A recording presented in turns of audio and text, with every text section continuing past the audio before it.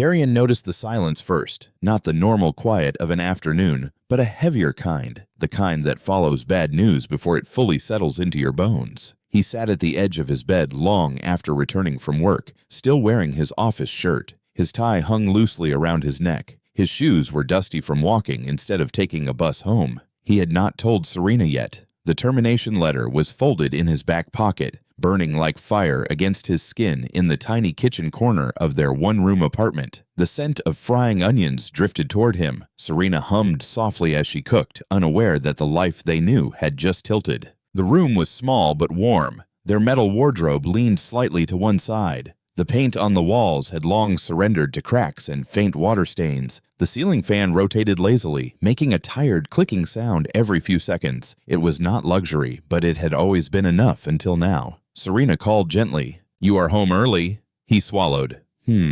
She wiped her hands on her wrapper and stepped into the room, smiling. And that smile almost broke him. "You did not answer my text. Is everything okay?" He looked at her, really looked at her. Her face glowed with heat from the stove. A little flour dusted her cheek. Her body, soft, round, full, filled the doorway in a way he had always found comforting. Now he felt small standing before her. "They let me go," he said quietly. The words dropped between them like a heavy stone. Her smile faded, but not in panic. "In what sense?" she asked carefully. "Downsizing, restructuring, whatever they want to call it. I am no longer working there." For a moment, neither of them spoke. Outside, a generator roared to life in the next compound. Somewhere down the street, a woman shouted at a child. Life continued without pausing to respect heartbreak. Serena walked closer. She did not gasp. She did not blame. She did not ask what they would do. Instead, she reached for his hand.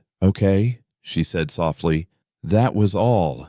Okay." Darian felt anger rise unexpectedly. "Okay? That is all you have to say? Do you know what this means?" "Yes," she replied calmly. "It means rent. It means feeding. It means shame, Darian." His voice cracked on the last word. Shame.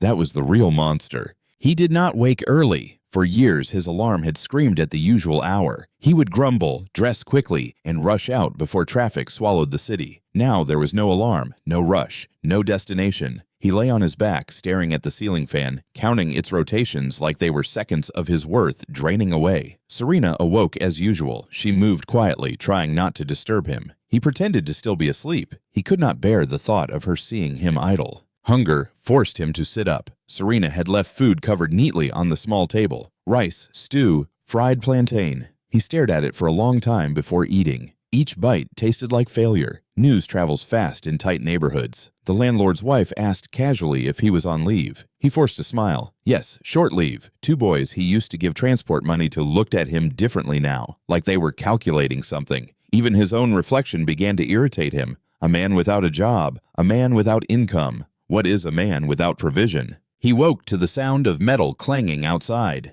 He frowned and sat up. Through the window, he saw Serena arranging a small wooden table near the roadside. A charcoal stove sat beside it. A big pot rested on top. His chest tightened. He rushed outside. "What is this?" She looked up calmly. "I am starting something." "Starting what?" "Food. I can cook in the mornings and evenings. Workers pass here daily. Okada riders too." Darian's face hardened. "You want to become a roadside seller?" "I want us to eat." Her tone was not disrespectful, but it pierced. "People will laugh," he muttered. "Let them." He shook his head. "No, I will find something.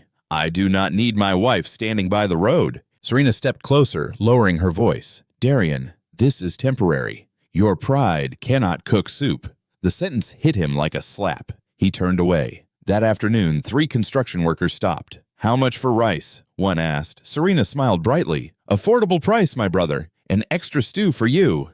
They laughed. Within hours, she sold half the pot. By evening, she had made enough to buy Gary, vegetables, and kerosene. She handed the money to Darian. "For the house," she said simply. He stared at the crumpled notes in his hand. His wife, standing in the sun all day, had provided. Something inside him cracked. Sleep stopped visiting him properly. He would wake drenched in sweat, imagining worst-case scenarios. What if he never found another job? What if rent expired? What if Serena began to resent him? But every morning she woke with purpose. She tied her wrapper tightly around her waist and stepped into the day without complaint. He noticed the stares from passers-by. He noticed the whispers. See how big she is sweating under that sun? Her husband must be useless. Each comment stabbed him, though she pretended not to hear. One afternoon, rain poured unexpectedly. Darian rushed outside to help her gather her things. The charcoal hissed angrily as water hit it. They ran inside, soaked and laughing breathlessly. For a brief second, in that messy moment, he saw the woman he married. Strong, stubborn, loyal, and for a moment he felt grateful. But gratitude wrestled constantly with wounded ego. Finally, it exploded one evening. "I saw Lila today," Darian said stiffly. "Okay. She asked why you are selling on the roadside. And what did you say?" "That we are managing." She nodded. "Good." He slammed his hand on the table. "I do not like this." "What do you not like?" she asked quietly, "seeing you out there, hearing people talk, feeling like I am not man enough." Silence filled the room. Serena walked toward him slowly. "You are not less of a man because you lost a job. I feel like I am." Her voice softened. "You are only less of a man if you give up." The words hung between them. He looked away, fighting tears he refused to shed. The next time Serena served customers, she listened carefully to conversations. Men in suits often stopped by. She learned names of companies. She memorized industry gossip. She paid attention because while Darian was drowning in wounded pride, she was quietly watching for opportunity. That evening, she returned home with tired feet and hopeful eyes. "You will work again," she told him. "How do you know?" "Because this is not your final chapter." He did not believe her fully, but her certainty planted something small inside him. Not confidence yet, but possibility. That night, they ate simple gari and soup. No meat, no luxury, just survival. As they lay on their thin mattress, Serena rested her head on his chest. "I married you for better or worse," she whispered. Darian stared into the darkness. He did not respond, but he wrapped his arm around her tighter. Outside, the streetlights flickered weakly. Inside that tiny room, poverty had entered, but love had not yet left. And neither of them knew that this was only the beginning of a journey that would test loyalty, pride, greed, and destiny itself. The sun was merciless that afternoon. It beat down on the zinc roofs, turning the air thick and restless. Heat shimmered above the dusty roadside where Serena stood behind her small wooden table, fanning the charcoal stove with a flattened carton. Her wrapper clung to her waist. Sweat gathered at her neck. The large pot of jollof rice beside her was almost half empty. A good sign. Business had been improving slowly, not enough to lift them out of struggle, but enough to keep hunger from their doorstep. She adjusted the tray of fried plantain and glanced at the road. The usual workers had passed already. Okada riders slowed occasionally. School children came in 2s and 3s. Then a black SUV pulled up a little distance away. Serena noticed it immediately. Cars like that did not usually stop near her stand. 3 men stepped out, well-dressed, polished shoes, crisp shirts, the kind of men who smelled like air conditioning in offices. She lowered her eyes respectfully, but kept watching from the corner of her gaze. They spoke in English, fast, professional, distracted. One of them laughed. "I am telling you, if we do not get a supervisor by next week, that project will collapse." Another said HR had been interviewing, but nobody fits, either too inexperienced or too expensive. Serena's hand paused mid-fan. "Supervisor, interview, project." She leaned slightly closer as they approached her table. "Madam, what do you have?" the tallest one asked. "Rice, sir. Beans, fried yam, plantain, fresh stew. Serve 3 plates." She worked quickly, careful not to spill. The men continued their conversation, unaware that every word was landing carefully in her mind. "We need someone who understands construction timelines," one said between bites, "and site management, not just book knowledge." The last candidate could not even read a proper site report. Another added. Serena's heart began beating faster. Darian had done that job for years. He had supervised workers, managed timelines, handled materials. She knew because she had listened to him talk about work during better days. She had sat on that same thin mattress at night while he complained about delayed deliveries and lazy contractors. The men finished eating. "This is good," one of them said, nodding. "What is your name?" "Serena, sir." He handed her cash, more than the cost.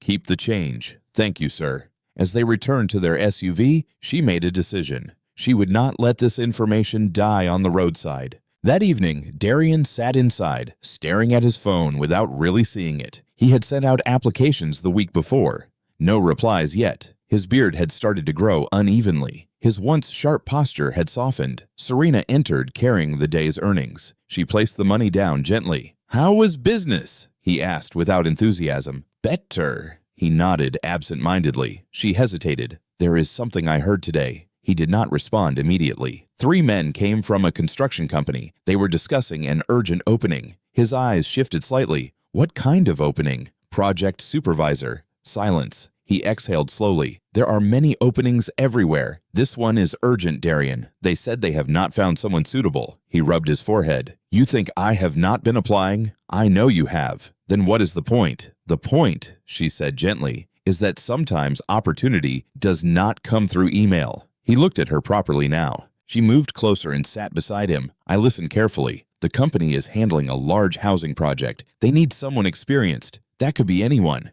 "It could be you." He laughed bitterly. "You think they will hire someone who was just laid off?" "Why not?" "Because companies talk." "Then let them talk," she replied calmly. "Let them talk about how you rebuilt." Her voice was steady, not pushy, not desperate, just certain. The next time she brought it up again, he avoided the topic. By afternoon, she printed out a small piece of paper with the company name written carefully from memory. "Go there," she said softly. "At least ask." He stared at the paper. "You overheard a conversation, Serena. That does not mean they will entertain it. Then they will say no." "And you think I enjoy hearing no?" "No," she admitted. "But I think you will hate hearing what if more." He stood abruptly and paced the room. "You do not understand how this feels." "Then help me understand," she said. He stopped. "It feels like everyone is watching me fail."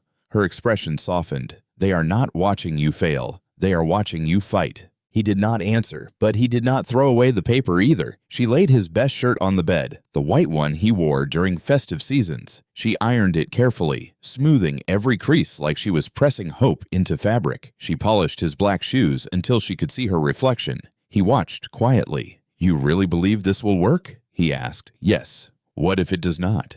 "Then we try again." Her simplicity unsettled him. That night, he barely slept. His mind replayed past interviews, past successes, past confidence. He missed the version of himself that walked into rooms without doubt. He woke before the usual time. Serena was already up. She had cooked a small portion of rice and egg sauce. "Eat," she insisted. "I am not hungry. You need strength." He forced a few bites down. As he dressed, she adjusted his collar. "You look good," she said. He scoffed lightly. "Flattery will not change anything." "I am not flattering you. I am reminding you." She slipped folded transport money into his hand. "Go early. Ask politely. Be confident." He paused at the door. "What if they ask how I heard?" "Tell them the truth, that my wife overheard customers." "Yes." He almost smiled. "You are stubborn. I prefer determined." For the first time in weeks, he felt something close to energy. The company building was larger than his previous workplace. Glass walls, security gate, uniformed guards. His confidence wavered. He almost turned back, but Serena's voice echoed in his mind.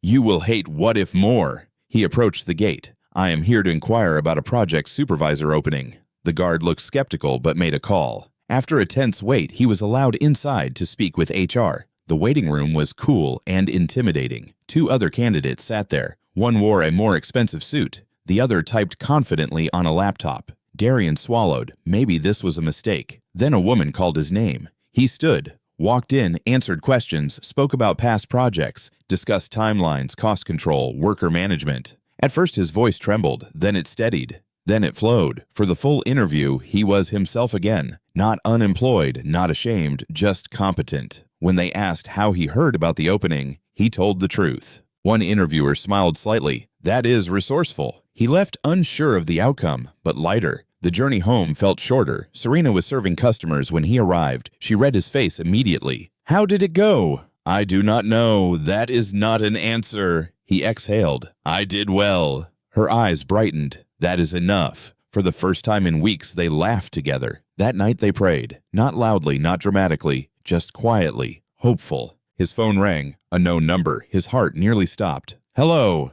A familiar corporate voice responded. "We are pleased to inform you." He did not hear the rest clearly. He only caught one sentence fully. "We would like you to resume next Monday." His knees weakened. Serena watched his expression change. What? What happened? He lowered the phone slowly. "I got it." She froze. "Got what? The job?" For a moment, neither of them moved. Then she let out a sound somewhere between a laugh and a cry. She wrapped her arms around him tightly. "I told you," she whispered against his chest. "This is not your final chapter." He held her differently this time, with gratitude, with relief, with a quiet promise he did not yet understand he might one day break. Outside, the same dusty road remained. The same small food stand stood in place. But inside that tiny home, hope had returned, and neither of them knew that success, when it finally came, would test them far more than poverty ever did. The first morning of his new job felt unreal. Darian woke before dawn, long before the sky softened into light. For a few seconds he lay still, listening to the gentle rhythm of Serena's breathing beside him. This time the silence did not feel heavy. It felt charged. Purpose had returned. He slipped out of bed carefully and ironed his shirt again. Even though Serena had already pressed it the night before, he wanted everything perfect. Collar sharp, trousers smooth, shoes shining like new beginnings. When Serena awoke, she watched him quietly from the mattress. "You did not sleep much," she said. "I did not want to be late. You will not be." She sat up and smiled, her eyes warm and proud. "Today is a good day." He nodded, though his stomach churned with nerves. Before he left, she held his hands. "Remember who you are." At the time, it sounded like encouragement. Later, it would sound like warning. The company was larger than his previous workplace. The reception floor gleamed. Staff moved with urgency. Phones rang. Laptops clicked. Everything smelled like ambition. On his first site visit, Darian felt alive again. Helmets, blueprints, workers calling instructions, concrete mixers humming in the background. He stepped onto the site with authority he had not realized he missed so desperately. "Good morning,"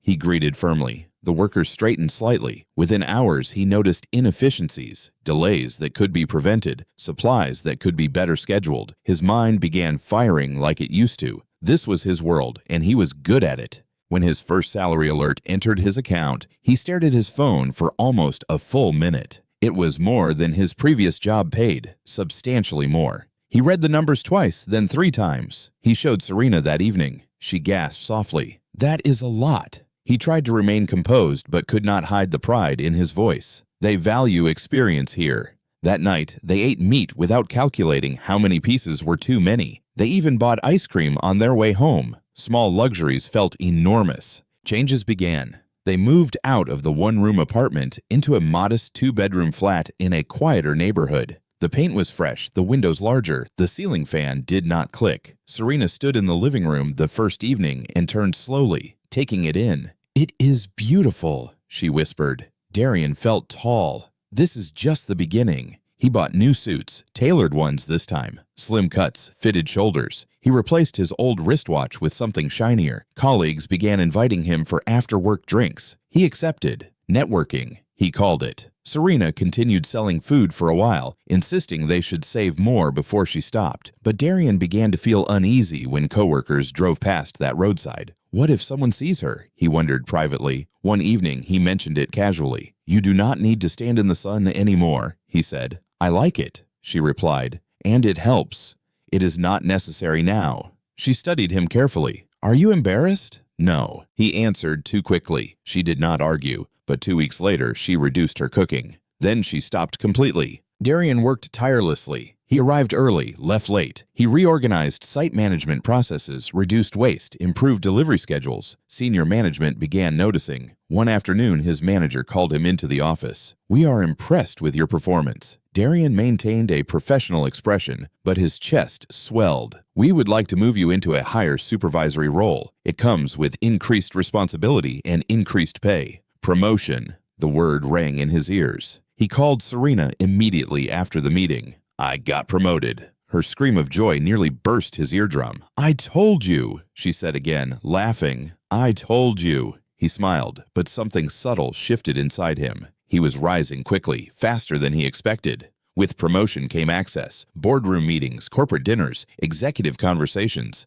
The wives of senior staff attended company events. Polished women with sleek figures, manicured nails, and accents shaped by private schools. At first, Darian did not compare, but comparison is a slow poison. At their first formal company dinner, Serena wore her best Ankara gown. She braided her hair neatly and added modest jewelry. She looked beautiful, warm, real. But as they entered the banquet hall, Darian felt eyes scanning. He noticed the slim silhouettes in fitted dresses, the effortless English flowing from table to table. Serena laughed freely during conversation. Her voice carried naturally. He saw two women glance briefly in their direction. It could have meant nothing, but insecurity magnifies everything. "Lower your voice a little," he whispered to her once. She blinked, surprised. "Okay."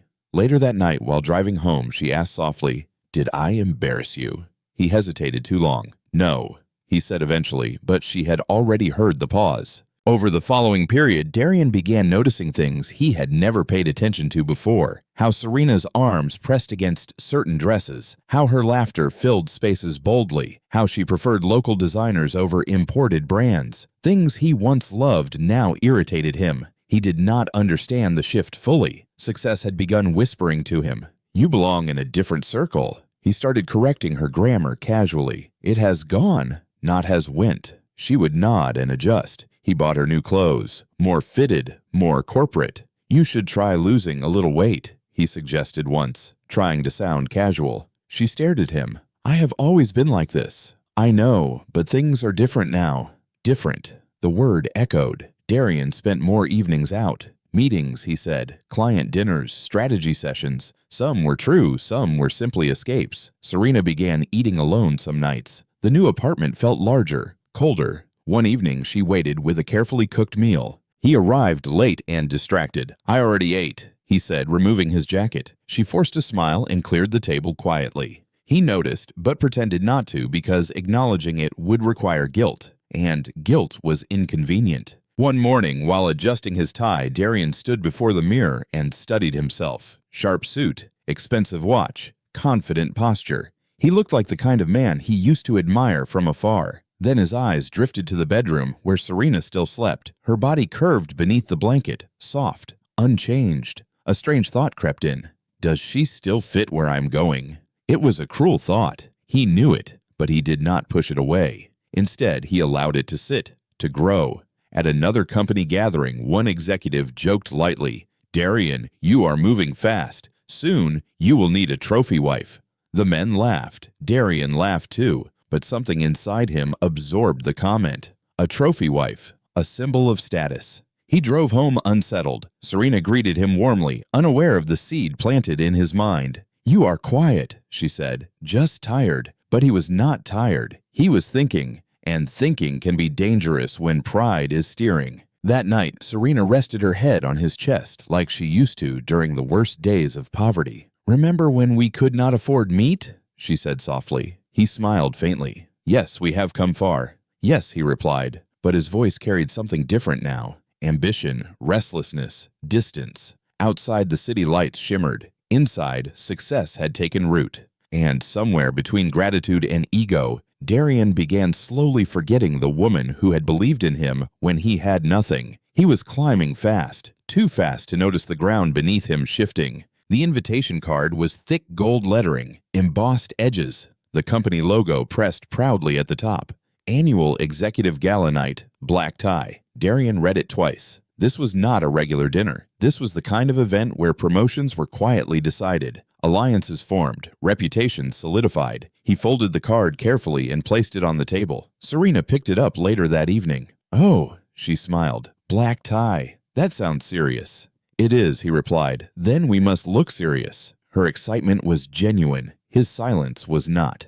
3 days before the event, Serena returned home with a garment bag. "I found something nice," she said shyly. She had used part of her savings. When she stepped out of the bedroom wearing it, she looked radiant. A deep emerald gown, flowing, elegant, modest. It hugged her curves, not tightly but proudly. Her skin glowed against the fabric. She turned slowly. "What do you think?" Darian hesitated. It was not that she looked bad, she did not, but in his mind, images flashed. Slim women in fitted satin dresses, delicate silhouettes, Instagram-perfect arms and waists. Serena's body was soft, full, visible. "It is fine," he said. The word landed like a crack in glass. "Just fine," she asked lightly, though her smile dimmed. "It is okay. Maybe we can add something to slim it down a bit." Slim it down. She looked at herself in the mirror again. "Oh," she said quietly. The venue was breathtaking. Crystal chandeliers, marble floors, soft violin music floating through the air. Luxury cars lined the entrance. As they stepped out of their vehicle, Serena adjusted her clutch nervously. "Are you sure I look okay?" she asked. "Yes," he replied quickly, already scanning the crowd. Inside, executives mingled in polished clusters. Women in fitted designer gowns glided across the room like they belonged on magazine covers. Darian felt his heartbeat increase, not from pride, from pressure. He introduced Serena to a few colleagues. "This is my wife." They smiled politely. One woman's eyes flicked briefly over Serena's body before returning to her champagne glass. It might have meant nothing, but Darian noticed, and insecurity is loud even when others are silent. During dinner, laughter rose from a nearby table. One executive leaned toward Darian. "You are rising fast, my friend," he said warmly. "Next year you will be at the head table." The man's wife, slim, poised, adorned in diamonds, smiled. "We will expect you both at more social functions," she added. Her gaze lingered on Serena just a second too long. Darian felt heat rise under his collar. He glanced at Serena. She was eating carefully, trying not to stain her dress, trying to sit straighter, trying to belong. Something inside him twisted, not protectively, but critically. When Serena laughed at something another guest said, her voice rang clear and full. Heads turned briefly. Darian leaned closer. "Lower your voice," he whispered sharply. Her laughter died instantly. "I am sorry," she murmured. The rest of the night she barely spoke. The drive home was quiet. Streetlights passed in golden streaks through the windshield. Serena stared out the window. "You were uncomfortable," she said finally. "I was not. You were." He tightened his grip on the steering wheel. "It is a different environment, Serena. What does that mean?" "It means you have to adjust." She turned to face him. "In what way?" He exhaled heavily. "Your mannerisms, your presence, my presence. You are too loud. Too." He stopped himself. "To what?" she pressed. He did not answer because saying it would make it real. 2 nights later it happened. He had just returned from work, irritated from a tense meeting. Serena was in the kitchen frying plantain. The oil crackled loudly. "Must you fry everything?" He snapped suddenly. She blinked in confusion. "What?" "You are always cooking heavy food." She stared at him. "You used to like my cooking." "I still do," he muttered. "That is not the point." "Then what is the point?" He ran a frustrated hand through his hair. "The point is, look at yourself." Silence. The oil continued sizzling. "What about me?" she asked quietly. He did not look at her. "You do not look like the wife of someone in my position." The words dropped like a bomb. Even the oil seemed to quiet. Serena turned off the stove slowly. She wiped her hands carefully before speaking. "I prayed for this position for you." Her voice was not loud. It was not angry. It was wounded. "That is not what I'm saying." He tried to recover. "Then what are you saying?" He hesitated. "You have let yourself go." She stared at him as if seeing a stranger. "I have always been this way." "Yes, but things are different now." There it was again.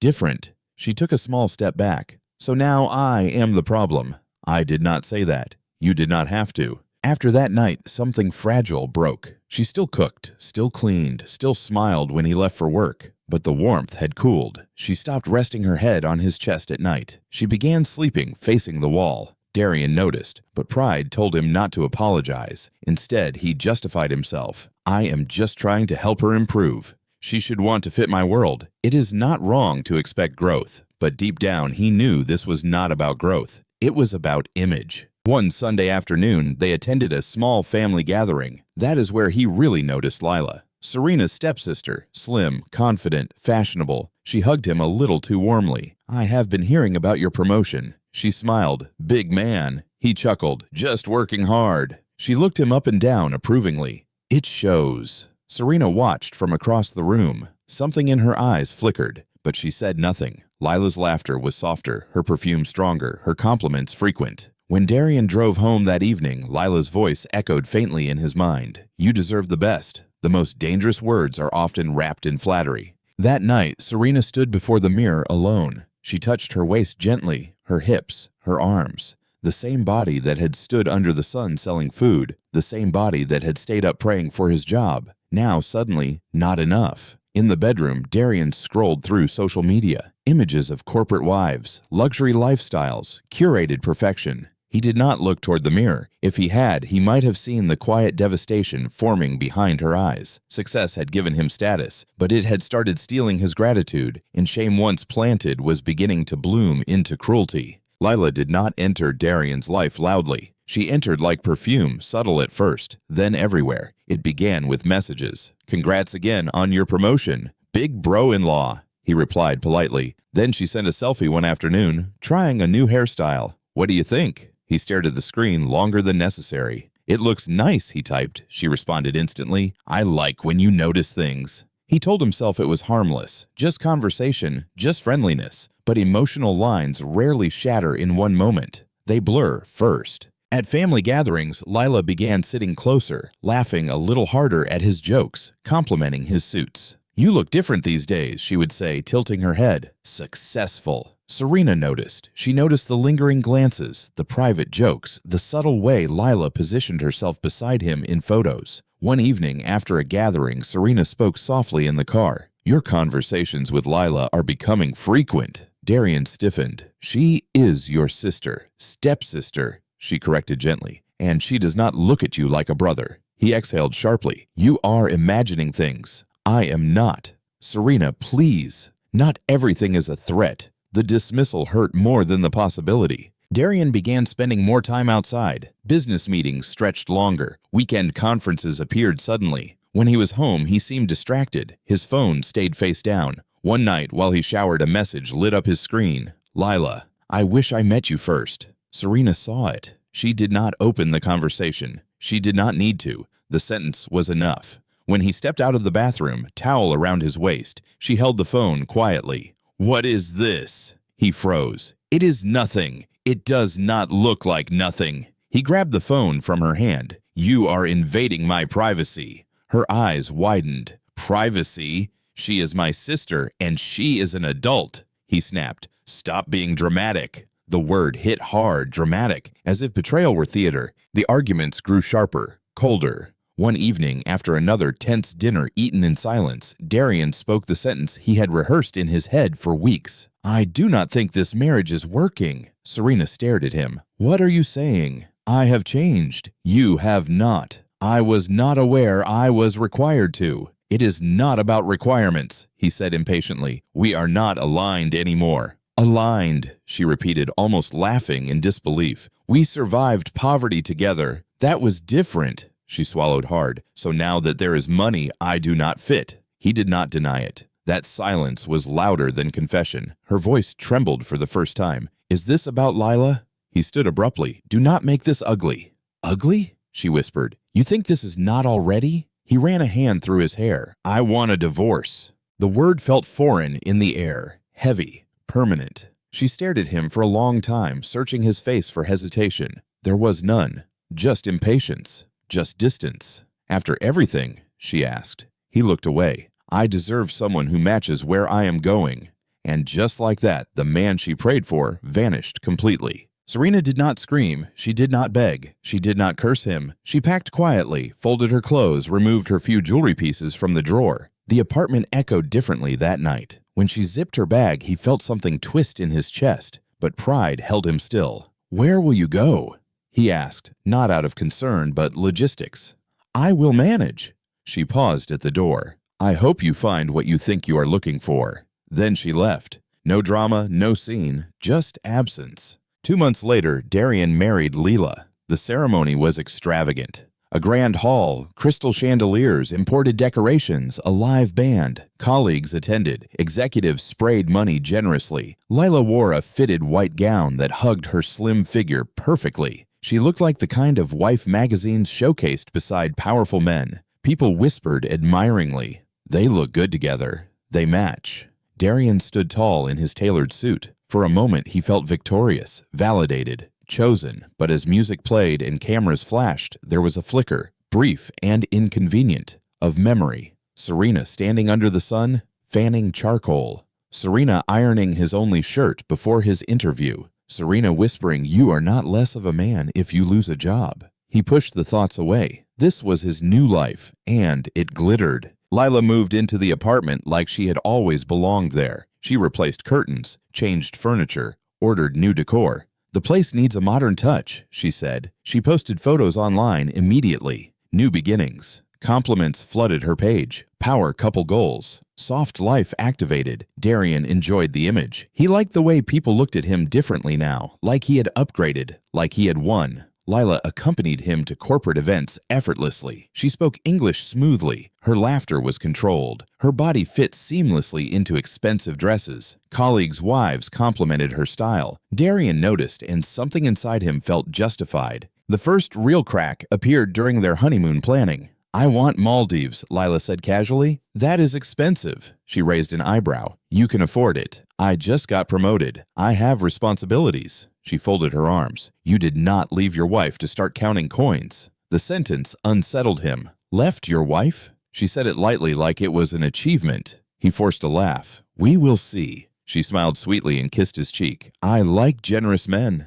It sounded like admiration, but it was instruction. One evening, weeks into the new marriage, Darian stood on the balcony alone. The city lights sparkled below. Inside, Lila was on the phone discussing a jewelry set she wanted. Her laughter floated through the glass doors. He looked at his reflection in the balcony window. Sharp suit, beautiful wife, promising career, everything he thought he wanted. So why did the silence feel different now? Behind him, Lila called out playfully, "Baby, come see this necklace." He turned and walked back inside. He had chosen this life, and soon he would discover that some upgrades come with hidden costs far greater than he imagined. First, it felt like reward. After years of struggle, Darian believed he deserved indulgence. And Lila, she did not believe in doing anything halfway. Their first vacation was to Dubai. It started as a suggestion. "Just 5 days," Lila said, scrolling through beach photos on her phone. "We deserve it." Deserve. It was a word she used often. The flight tickets were expensive. The hotel overlooking the marina cost more than his old annual rent. But when Lila stepped out onto the balcony in a flowing white dress, wind catching her hair, city skyline glittering behind her, Darian felt victorious. He posted a picture online. Caption, "Hard work pays." Likes poured in. Colleagues commented fire emojis. Old friends sent private messages. "You are living the life, bro." He smiled. This was the proof. When they returned, the spending did not slow. It accelerated. Lila developed a taste for designer brands quickly. Shoes that cost as much as a small motorcycle, handbags with waiting lists, jewelry that came in velvet boxes. She would show him pictures casually. "This would look good at the next gala. That executive's wife has this one. It is an investment." Investment. Darian's salary was high, but not limitless. Still, he did not want to look small, so he paid. Credit cards began filling quietly. Savings began thinning. He told himself it was temporary. Promotion would come again. Bonuses would increase. He was rising. Lila knew how to apply pressure without sounding demanding. She never shouted. She compared. "I saw your colleague's wife just got a Range Rover. They are traveling to Paris next month. It must be nice to have that kind of freedom." Freedom. The word always came with a glance. He began working longer hours, taking on extra responsibilities, volunteering for complex projects to secure favor with management. If money was the solution, he would earn more. But the more he earned, the higher her expectations climbed. Layla expanded her social life. Brunches, spa days, private birthday parties. She moved comfortably among women who treated luxury like oxygen. At one gathering, a friend laughed lightly. "You are lucky your husband can afford your taste." Lila smiled sweetly. "He knows I do not settle." When Darian heard about the comment later, something tightened inside him. Not anger, pressure, because now his ability to provide was being observed publicly. He was no longer just earning for comfort. He was earning for image. It happened during an unexpected expense. One of Lila's jewelry purchases coincided with a delayed company reimbursement. Their account dipped lower than he anticipated. For the first time in years, he felt that familiar financial squeeze. He sat at his desk one evening reviewing spreadsheets, both company and personal. Numbers blurred. He noticed something. A project allocation budget had surplus funds temporarily sitting unused. It would be redistributed later, of course, but right now it was idle. His mind lingered there longer than it should have. "It is temporary," a voice whispered. "You could borrow it. Replace it before anyone notices." He shut his laptop abruptly. What was he thinking? He was not that kind of man, was he? That weekend, Lila entered the living room glowing with excitement. "Guess what?" "What?" "We have been invited to a luxury yacht party next month." He raised an eyebrow. "Okay, it is exclusive. Only couples from certain circles." He waited. "There is a dress I need." "How much?" She told him. His stomach tightened. "That is a lot." She pouted slightly. "You do not want me to look out of place, do you?" He rubbed his temples. "It is not about that." "It always is," she replied quietly. That night he barely slept. Her words echoed, out of place. Was that not the fear that pushed him away from Serena? Out of place. Now he was the one at risk of feeling it. The following week, pressure mounted at work. Deadlines, cost adjustments, financial oversight. During a late evening at the office, he opened the project account file again. The surplus funds still sat there, unallocated and unused. He justified quickly. It is not stealing. It is adjusting temporarily. I will replace it once the next bonus hits. He initiated a subtle transfer under a miscellaneous expense line. Small, barely noticeable. His hands trembled as he confirmed it. The transaction went through. Silence. No alarms, no emails. He exhaled slowly. The world did not end. He bought the dress. Lila's reaction was explosive joy. She threw her arms around him. I knew you would not disappoint me. Her happiness felt intoxicating. At the yacht party, she dazzled. Champagne flowed, music pulsed. She leaned against him and whispered, "This is the life." He believed her. For that moment, the risk felt worth it. The problem with crossing a line once is that it becomes easier the second time. Another expense, another shortfall, another temporary adjustment. Each time, he told himself it was controlled, strategic, under management. He monitored the numbers closely, planned to replace them, but lifestyle costs never paused. Lila began discussing international property investments. "Real wealth is global," she said confidently. He nodded, though anxiety began living permanently beneath his ribs. One afternoon, an email circulated internally. Subject: upcoming financial audit. Routine. Standard procedure. Nothing unusual, but Darian felt his pulse spike instantly. Audit. The word chilled him. He reread the email 3 times.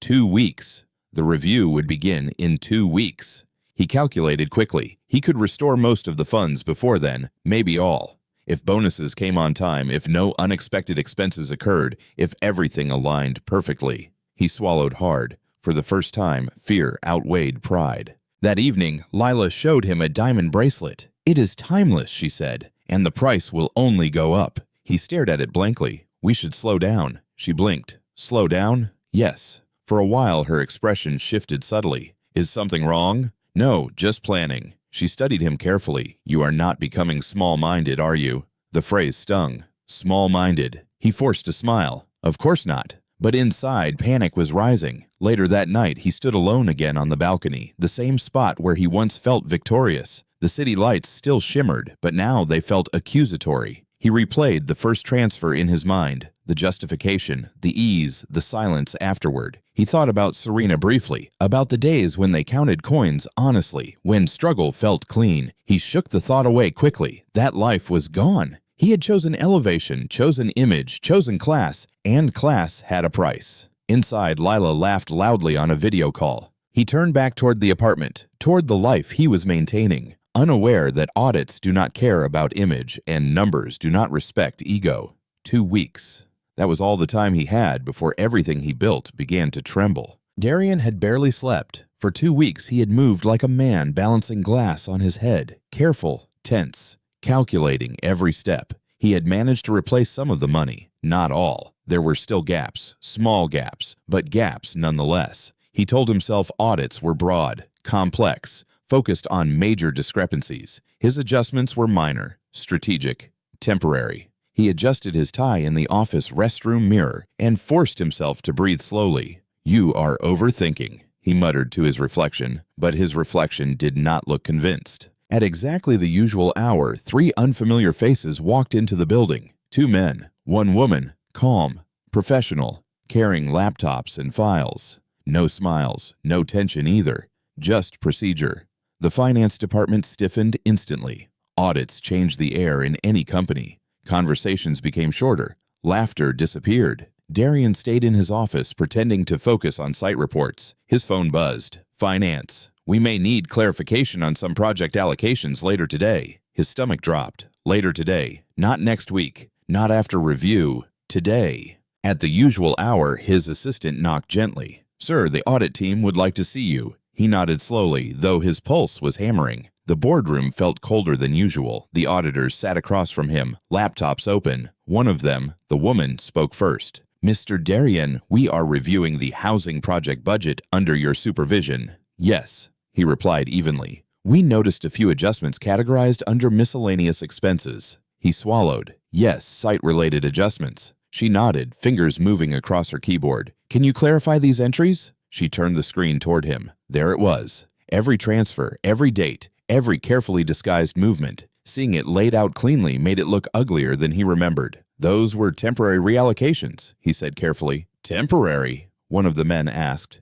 Yes, to manage short-term logistical needs. The woman tilted her head slightly. We will need documentation to support that. Documentation. He had created minimal cover, but not enough for deep inspection. He felt sweat gather at the back of his neck. I can provide some receipts. We will wait, she replied calmly. Back in his office, his hands shook as he opened folders. He tried reconstructing narratives, moving numbers, recalculating timelines, but audits were not rumors. They were math, and math does not bend for ego. His phone buzzed again. Lila. He ignored it. She called again. He declined the call. A text followed. Did you transfer the money for the bracelet? The seller is waiting. Bracelet! He closed his eyes briefly. Not now. At the usual hour, they called him again. This time, his manager was present. The atmosphere had shifted. Less polite, more direct. Mr. Darian, the senior auditor began. The miscellaneous transfers total a significant amount over several months. He stayed silent. These funds were not approved through standard channels. He cleared his throat. I intended to reconcile them. When he hesitated, that hesitation was enough. His manager's face hardened. Are you admitting to unauthorized movement of company funds? The room felt like it was shrinking. I plan to replace the amounts before final allocation. The word sounded weak even to him. That does not answer the question. Silence. Finally, he said it. Yes. The word echoed heavily. By the usual hour, his access card was deactivated, his laptop confiscated. He was asked to clear his desk under supervision. Whispers began immediately. Colleagues avoided eye contact. Some looked shocked. Others looked unsurprised. He placed his personal items into a small cardboard box, the same kind he once watched other dismissed employees carry. Full circle. As he walked toward the exit, the security guard who used to greet him respectfully avoided his gaze. Outside, the sun felt cruelly bright. He stood there for a long moment. Then his phone buzzed again. Lila. He answered this time. Baby, are you okay? She asked lightly. You have been ignoring me. He swallowed. There is a problem. What kind of problem? They audited the accounts. Pause. And I have been suspended. Another pause. How long? It could lead to dismissal. Silence. Then her voice changed. What do you mean dismissal? I mean, I might lose my job. The line was quiet for several seconds. Finally, she spoke. So what happens now? Not are you okay? Not what did they say exactly. Just logistics. I do not know yet. Well, find out, she replied. We have payments coming up. The call ended. He stared at his screen long after it went dark. 2 days later, he received the final decision. Termination of employment. Immediate effect. Pending potential legal review. No benefits, no severance, no recommendation. His hands felt numb holding the letter. He had climbed so fast and fallen faster. When he entered the apartment, Lila was sitting on the couch, scrolling through her phone. She looked up immediately. Well, it is done. She stood slowly. They fired you? Yes. For how long? It is permanent. She stared at him like she was recalculating something invisible. What about the investigation? It is internal. They are not pressing charges. Yet. She exhaled sharply. Yet. He dropped onto a chair. I messed up. She crossed her arms. So what do we do about the car loan? The rent? The club membership? He blinked at her. Is that what you are worried about? What else should I be worried about? She snapped. You did not think about consequences when you were playing hero. Hero? He repeated. Yes, trying to maintain some fake lifestyle. Fake? The word cut deeper than he expected. You were the one pushing for it. He shot back. Her eyes widened. Excuse me. You wanted Maldives, you wanted jewelry, you wanted yacht parties, and you wanted to impress your colleagues, she fired back. Do not act innocent. The room filled with accusation, blame, truth twisted in both directions. Finally, she said quietly, I did not marry a failure. The sentence landed harder than the termination letter. Over the next week, everything changed. Calls from unknown numbers, likely creditors, emails regarding overdue payments, the landlord requesting clarification about rent. Lila stopped cooking, stopped smiling, stopped pretending. She spent more time out meeting friends, she would say. One evening, he noticed several of her jewelry pieces missing from the dresser. Where are they? he asked. "I sold some," she replied flatly. "For us." She gave him a look. "For myself." It happened on a Tuesday morning. He woke to silence. No running shower, no perfume in the air. The wardrobe door stood open. Half her clothes were gone. On the table, a short note. "I need stability. I cannot live like this. Do not contact me until you fix yourself." That was all. No apology, no gratitude, no memory of vows. He sat on the edge of the bed for a long time.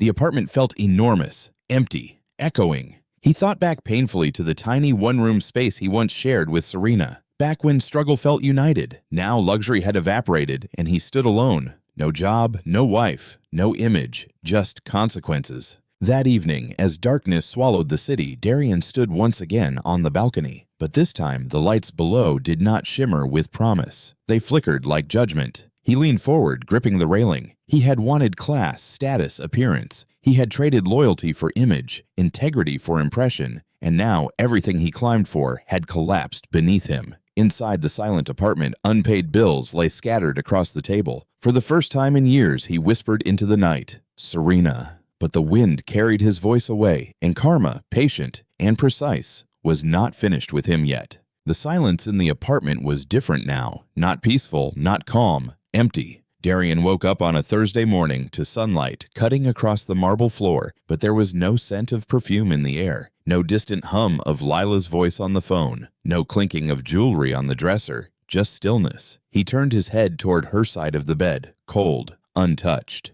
She had been gone for 3 days. At first, he told himself she needed space, that she would return once things stabilized. By the 4th day, the wardrobe told the truth. Half the hangers were empty. The designer suitcases were gone. The diamond bracelet, the one that started everything, was gone too. In their place, dust. His phone rang before he even left the bed. Unknown number. He answered reluctantly. "Good morning, sir. This is regarding your car loan payment, which is now overdue." He ended the call. Another call followed within minutes. "Sir, your credit card minimum payment has not been received." Another. "Sir, management requires confirmation about your rent." Each ring felt like a reminder that the life he built was built on balance sheets he no longer controlled. He sat up slowly. The apartment looked beautiful. Too beautiful. Polished furniture, imported curtains, glass coffee table. It all felt borrowed now. By afternoon, he opened his banking app. The numbers were smaller than he had ever allowed them to be in years, severely smaller. He calculated quickly. If he cut expenses drastically, canceled subscriptions, avoided going out, negotiated extensions, he could survive 2 months, maybe 3. After that, nothing. He leaned back in his chair. For the first time since his promotion years ago, he felt small again. Not just financially, personally. He had measured his worth by income. Now that income was gone, who was he? On Saturday morning, there was a knock at the door. Firm, unapologetic. The landlord stood outside, well-dressed as usual. He said politely but without warmth, "I have received notice about your employment situation." Darian stiffened. "I am resolving it." "I am sure you are, but rent is due next week. I will sort it out." The landlord nodded slowly. "I hope so." Hope. The word felt like mockery. When the door closed, Darian leaned his forehead against it for a moment. In his mind, a different memory surfaced. Another landlord, another door, another time when he had stood beside Serena, promising they would rise together. He pushed the memory away. It hurt too much. He updated his CV that night, removed the termination details, adjusted dates, reworked responsibilities. He told himself dismissal did not erase competence. But interviews are not just about skill. They are about reputation and corporate circles talk. The first application went unanswered. The second requested clarification about his previous role ending. The third interview went well until they mentioned background checks. His throat tightened. He left, knowing it was over before it began. A week later, she texted, not to reconcile, not to ask how he was, just logistics. "I will send someone to pick up the rest of my things." He stared at the message for a long time, then typed, "Are you coming back?" 3 dots appeared, then disappeared, then appeared again. Finally, "I need stability." The same word she used before. Stability. He wanted to laugh. He had once abandoned stability for Sparkle. Now Sparkle had abandoned him for survival. The car was the first thing to go. The bank repossessed it quietly. He watched from the balcony as it was driven away. The same car he once used to arrive at galas confidently. now towed like a failed investment. Neighbors peeked through curtains. Whispers floated faintly. He remembered how he once feared embarrassment for Serena selling food. Now he understood humiliation from the other side. By the second month, he could not maintain the rent. He packed what little remained: clothes, documents. A few pieces of furniture sold off quickly online. He moved into a smaller apartment on the outskirts of the city. No marble floors, no balcony view, just plain walls and a tired ceiling fan that clicked softly, just like the one from years ago. The full circle was almost cruelly poetic. He sat on the mattress, placed directly on the floor. For the first time in a long while, there was no image to maintain, no performance, just him. Nights became long. He replayed everything. The gala, the first cruel sentence. "You do not look like the wife of someone in my position." He flinched, remembering it. Serena's face, the way she did not shout, the way she simply absorbed the wound. He remembered the interview day, how she ironed his shirt with hope in her eyes, how she believed in him when he did not believe in himself. He buried his face in his hands. What had he traded that for? Yacht parties, designer shoes, temporary applause. He whispered into the quiet room, "I was stupid." No one answered. One evening, hunger hit harder than pride. He had not cooked in days. He stepped outside and walked aimlessly. Eventually, he stopped in front of a roadside food stand. A woman stood behind it, fanning charcoal. The smell of jollof rice filled the air. The sight froze him. For a second, he expected to see Serena there, but it was not her. Just another woman fighting to survive. He ordered quietly, sat on a plastic chair. As he ate, he realized something painful. He had once been ashamed of this life, but this life was honest. Struggle, sweat, effort. He had left honesty for image. An image had no loyalty. Weeks later, while scrolling aimlessly online, he saw something unexpected. A photo, a familiar face, Serena. She stood beside a well-dressed older man at what looked like a catering event. The caption read, "Grand opening of Serena's kitchen and events. Excellence served with love." He stared. Catering company. Expansion. She looked radiant. Not smaller. Not changed. Just confident. The man beside her looked at her with admiration, not embarrassment. Comments flooded the post. "Proud of you. From roadside to empire. Beauty and strength." His chest tightened. She had not shrunk. She had grown without him. That night, he lay on his thin mattress, staring at the ceiling fan. The clicking sound echoed softly. He thought about the choices he made. He told himself he wanted class, but class without character collapses. He told himself he wanted status, but status without gratitude rots. He told himself he deserved better, but better had been beside him all along. Now he had nothing, not because poverty returned, but because pride destroyed what poverty could not. Rain began falling lightly outside. The roof above him leaked slightly in one corner. He shifted his mattress away from the drip. Years ago, Serena would have laughed and placed a bucket under it. They would have turned hardship into teamwork. Now he moved the bucket alone. As thunder rolled faintly in the distance, Darian understood something clearly for the first time. Luxury can disappear overnight, but character disappears slowly, choice by choice.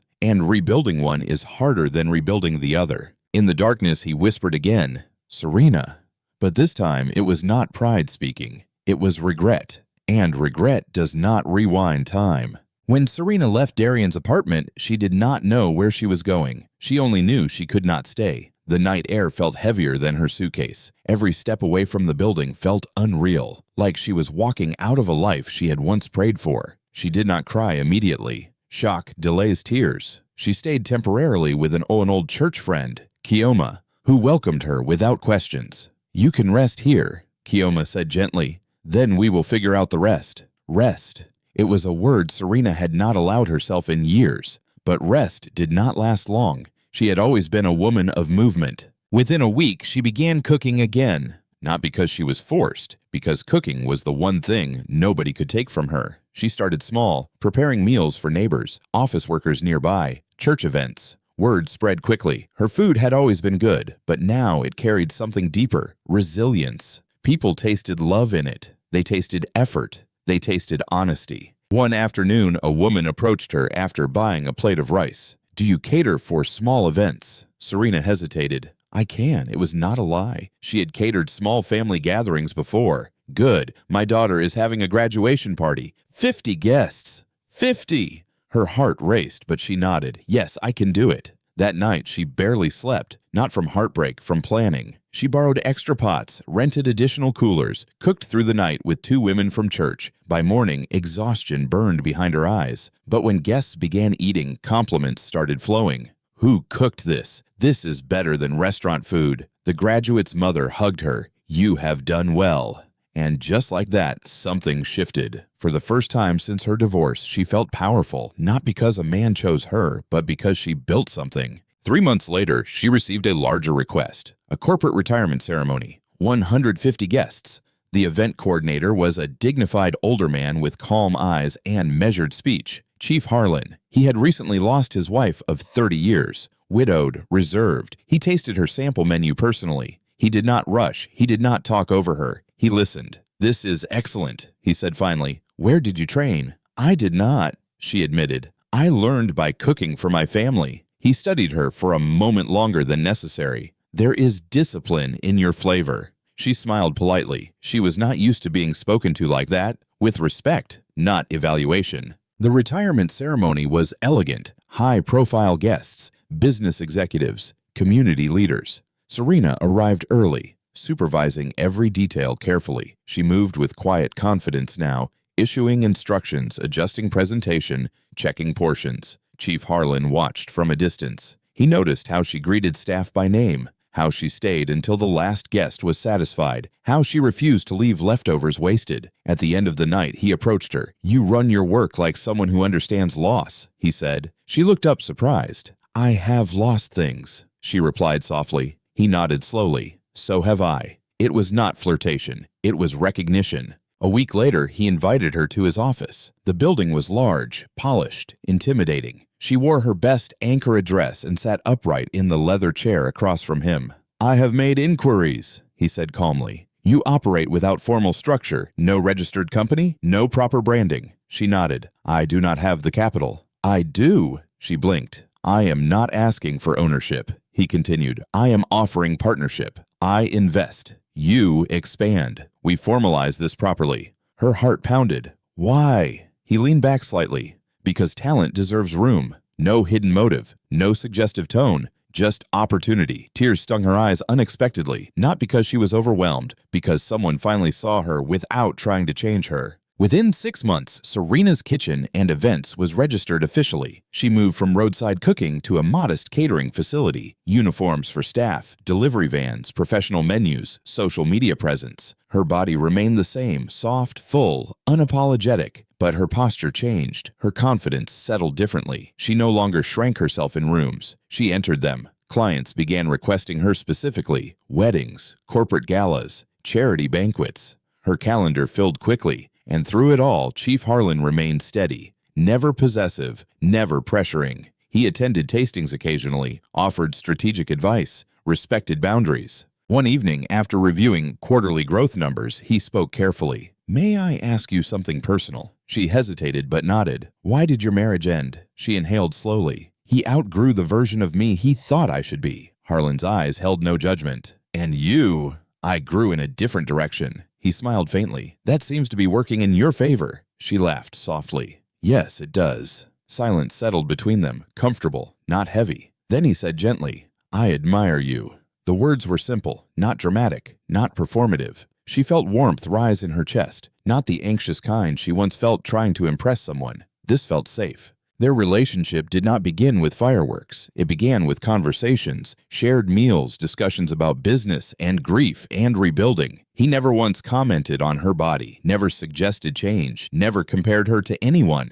When he finally proposed, it was not at a crowded event. It was in his garden under soft evening light. "I do not need a trophy," he said quietly. "I need a partner." Tears filled her eyes. For years, she had tried to be smaller, quieter, more polished. Now someone wanted her exactly as she was. "Yes," she whispered. Their wedding was elegant but dignified. No excessive display, no competition, just joy. When she stepped out of the black Rolls-Royce on their wedding day, cameras flashed. But this time, she did not feel evaluated. She felt chosen by someone who saw her worth when she had nothing flashy to offer. Her company expanded even further after the marriage. Not because she married wealth, but because wealth amplified what she already built. And she never forgot the roadside. She funded small food vendors quietly, paid for culinary training scholarships, hired women who needed second chances. She refused to become what once hurt her. One afternoon, as she prepared for a major event launch, she stood before a mirror in her office, not checking to see if she looked slimmer, not adjusting herself to fit expectation, just smiling at her reflection. The same body, the same woman, but no longer apologizing for taking up space. Her assistant knocked gently. "Ma'am,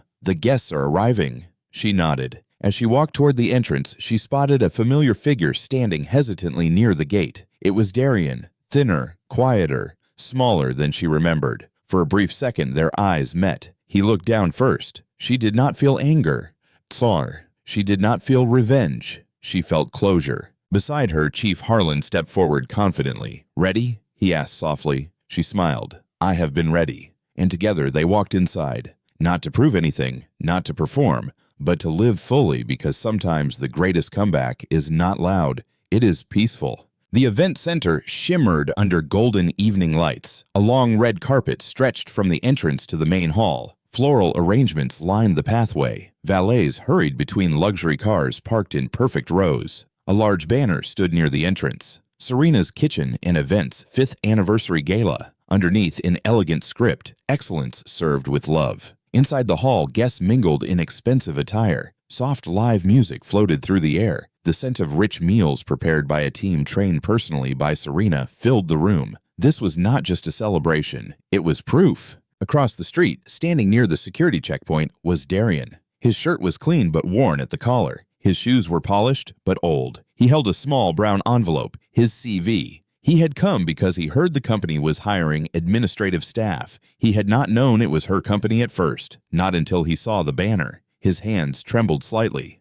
5 years. 5 years since everything collapsed. He had drifted from one temporary job to another. Contract work, site supervision for smaller firms. Nothing stable, nothing permanent. His reputation in corporate circles never fully recovered. But that was not the worst part. The worst part was the quiet realization of what he lost. A sleek black Rolls-Royce pulled up to the entrance. Security moved quickly. The rear door opened. Serena stepped out, graceful, confident, radiant. Her gown flowed around her beautifully, not hiding her curves, not apologizing for them. Gold jewelry shimmered softly against her skin. Her smile was calm, not forced. Beside her stepped Chief Harlan, dignified as always. He offered his arm gently. She took it naturally. No tension, no insecurity, just partnership. The cameras flashed. Guests applauded softly. Darian watched from across the gate, frozen. She looked whole, not smaller, not bitter, just elevated. And it was not just the wealth. It was the peace.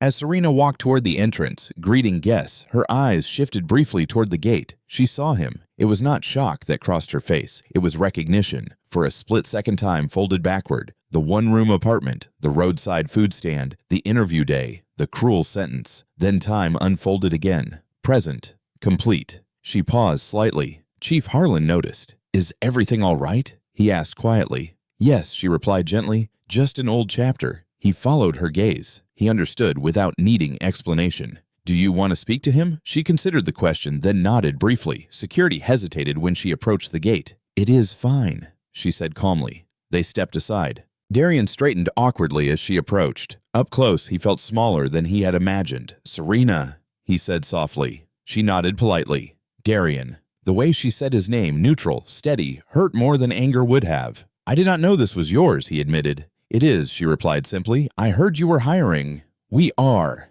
He swallowed. "I came to apply." Silence settled between them. Not hostile, just honest. He glanced toward the banner behind her. "You have done well. Thank you." He hesitated, then forced the words out. "I was wrong." The sentence felt heavy leaving his mouth. She studied his face, older now. Regret carved gently around his eyes. "I know," she said calmly. "No accusation, no triumph, just truth." He nodded slowly. "I thought success meant upgrading everything." She gave a faint, thoughtful smile. "Success reveals who you are. It does not change it." He looked down at the envelope in his hand. "I lost everything." She tilted her head slightly. "No," she said softly. "You gave everything away." The sentence was not cruel. It was accurate. He absorbed it quietly. Chief Harlan approached respectfully but firmly. "Good evening," he greeted. Darian nodded. "Good evening, sir." There was no hostility in Harlan's presence, just quiet authority. Serena turned back to Darian. "Submit your CV at the front desk tomorrow," she said. He blinked, surprised. "You would consider it?" "We hire based on competence," she replied, "not history." His throat tightened. "Thank you." She nodded once more. "This time build carefully." Then she stepped back toward her husband. No lingering glance, no emotional unraveling, just closure. As she re-entered the event hall, applause rose when she took the stage. She stood at the podium, scanning the room filled with guests, partners, employees. 5 years ago, she stood behind a charcoal stove. Now she stood behind a microphone. "Thank you all for believing in excellence," she began warmly. "This company was built on resilience, integrity, and love." Integrity. The word echoed quietly outside where Darian still stood. She continued, "We all face seasons that test us, but what defines us is not the loss. It is the character we choose in response." Her eyes briefly softened, not searching for him, but acknowledging the journey. The audience applauded loudly. Beside her, Chief Harlan looked at her, not with possession, but with admiration. Darian remained at the gate a little longer after she disappeared inside. He looked at the banner again. Excellence served with love. He remembered the days she served food by the roadside, sweating under the sun without complaint. He remembered calling her not enough. Now he understood something painfully clear. She had never been too small for his success. He had been too small for her loyalty. He finally turned and walked away slowly. Not angry, not bitter, just aware. For the first time in years, he did not blame circumstance. He blamed choice. And maybe, just maybe, that awareness was the beginning of his real rebuilding. Inside the hall, music swelled as the anniversary cake was rolled forward. Serena laughed softly as guests gathered around. Chief Harlan leaned closer. "Are you happy?" he asked. She looked around the room at her staff, her clients, her husband. Then she answered without hesitation, "Yes." And outside, under softer streetlights, a man who once mistook pride for power finally understood that love, real love, had been wealth all along. Full circle, not revenge, justice. Thanks for watching. If you enjoyed this story, please subscribe to this channel and tell us where you are watching from.